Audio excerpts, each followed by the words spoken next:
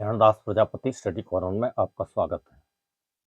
भारत का संविधान विषय पर हम चर्चा कर रहे हैं। आज का जो टॉपिक है भाग 5, संघ अध्याय 1, कार्यपालिका राष्ट्रपति। अभी हमने भारत का राष्ट्रपति के बारे में पढ़ा। भारत का एक राष्ट्रपति होगा, संघ की कार्यपालिका की शक्ति होंगी, ये राष्ट्रपति में निहित होंगी, और राष्ट्रपति का निर्वाचन ऐसे निर्वाचक करेंगे जिसमें संसद के दोनों सदनों के निर्वाचित सदस्य होंगे और राज्यों की विधानसभाओं के निर्वाचित सदस्य होंगे। राष्ट्रपति की पदावधि अनुच्छेद 56 पर हम आते हैं, और इससे पूर्व एक विशेष आग्रह है कि यदि आप चैनल में नए हैं तो चैनल को सब्सक्राइब अवश्य करें और वीडियो को अंत तक देखें, लाइक करें और शेयर करें, दूसरों तक पहुंचाने में हमारी मदद करें, और कमेंट बॉक्स में अपने कमेंट अवश्य करें। तो अब हम बिना देर किए वाचन को प्रारंभ करते हैं।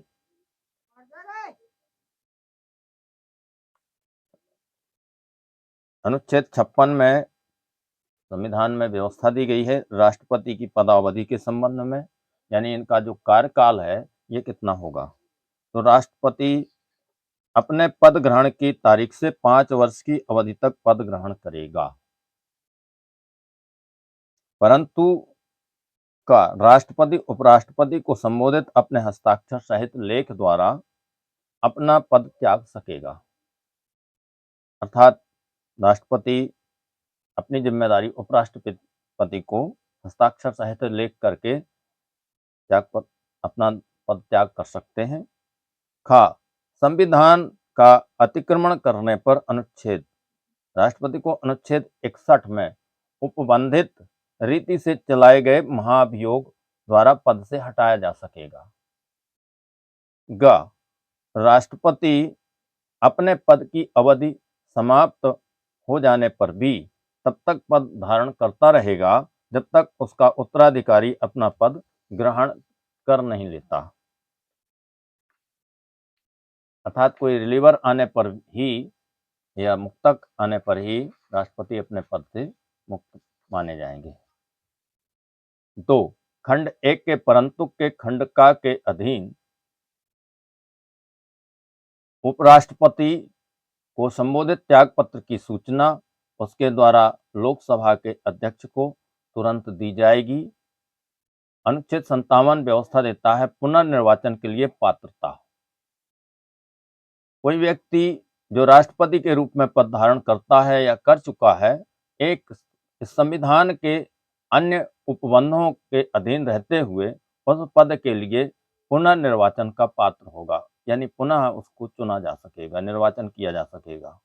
अनुच्छेद 58 व्यवस्था देता है राष्ट्रपति के निर्वाचित होने के लिए अर्हताएं अर्थात योग्यताएं।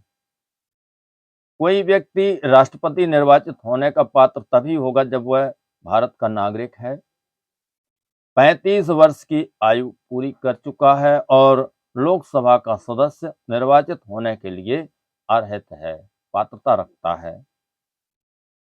कोई व्यक्ति जो भारत सरकार के या किसी राज्य की सरकार के अधीन अथवा उक्त सरकारों में से किसी के नियंत्रण में किसी स्थानीय या अन्य प्राधिकारी के अधीन कोई लाभ का पद धारण करता है, राष्ट्रपति निर्वाचित होने का पात्र नहीं होगा।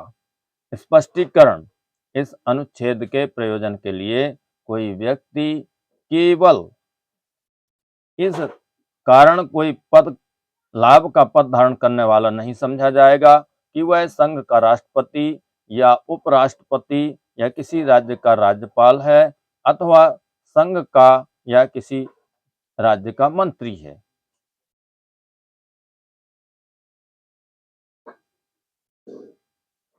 अनुच्छेद 59 राष्ट्रपति पद के लिए शर्तें। 1. राष्ट्रपति संसद के किसी सदन का या किसी राज्य के विधानमंडल के किसी सदन का सदस्य नहीं होगा।